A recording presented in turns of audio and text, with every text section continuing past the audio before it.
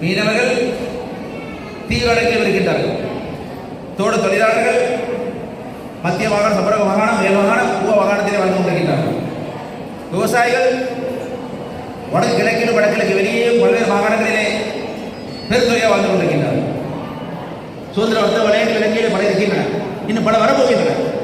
இன்றைய வரவு செலவில் சொல்லப்பட்டிருக்கிறது. ஆகவே எல்லாவற்றும் ஒன்றாக சேர்ப்போமானால் இது நிச்சயமாக நிற்கின்றேன் ஒரு பாரிய ஒரு பெரிய இயக்கமாக வளரக்கூடிய வாய்ப்பு இருக்கின்றது. அந்த செயல்பாட்டை நீங்கள் முன்னெடுப்பது நான் வாழ்த்துகிறேன். கைத்தறி வேண்டாம், கைத்தட்டு நினைச்சா கைத்தட்டணும், கைத்தட்டக்கூடாது. அரசாங்கம் மேலே விடவில்லை, நாம் வந்து விட வேண்டாம். தெளிவாக நன்றாக தெரியும்.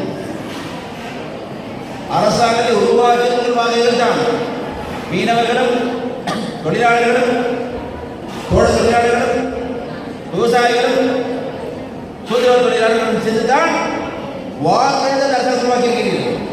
ஆகவே இந்த அரசாங்கம் எப்படி நடந்து கொள்ள வேண்டும், எப்படி செயல்பட வேண்டும் என்று வலியுறுத்துவதற்கும் குறிப்பிட்டு காட்டுவதற்கும் தேவையானால் அதுக்கு எதிராக போராடுவதற்கும் உரிமை இருக்கின்றேன், மறந்துவிட வேண்டாம்.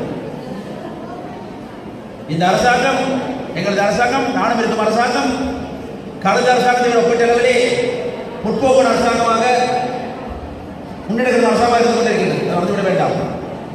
கடந்த காலம் இல்லாத நிம்மதி கொண்டிருக்கின்றது, சந்தோஷம் இருக்கின்றது, நீதி நாட்டில் நிலைநாட்டப்பட்டிருக்கின்றது, நீதிமன்றம் சுதந்திரமாக இருக்கின்றது, ஜனாதிபதியின் அதிகாரங்கள் வெட்டி குறைக்கப்பட்டு பாராளுமன்ற அதிகாரம் வழங்கப்பட்டிருக்கின்றது. அதுபோல எல்லா மக்களும் எடுக்கக்கூடிய முறையிலே புதிய ஒரு அரசியலமைப்பை உருவாக்கும் செயல்பாட்டில் ஈடுபட்டிருக்கின்றோம். அந்த செயல்பாட்டிலே நாடு முழுவதும் வாழக்கூடிய அனைத்து மக்களை உருவாக்கிய கலந்துரையாடல் நடத்தி கொண்டிருக்கின்றோம், நடத்தியிருக்கின்றோம். அவருடைய உருவாக்கித்தான் எல்லோரும் எடுக்கக்கூடிய ஒரு புதிய அரசியலை உருவாக்க நமக்கு